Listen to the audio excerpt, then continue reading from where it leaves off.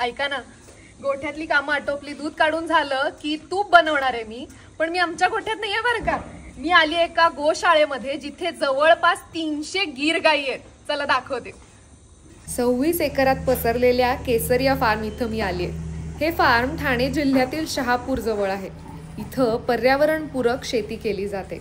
इथल्याच गोठ्यातलं शेण वापरून जनावरांना उन्हाळ्यामध्ये लागणारी जी हिरवी चार आहे त्याचं उत्पन्न सुद्धा इथेच घेतलं जातं. पारंपरिक पद्धतीनं लोणी काढलेलं आहे आणि आता लोणी आपण कढवायला ठेवूया तूप बनवण्यासाठी.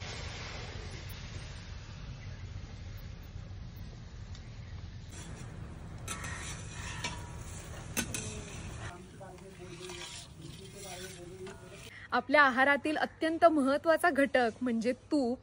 तुम्ही बघितलं की इथल्याच गीर गायींचं दूध काढून त्याच्यापासून पारंपरिक पद्धतीने इथे तूप बनवलं जातं.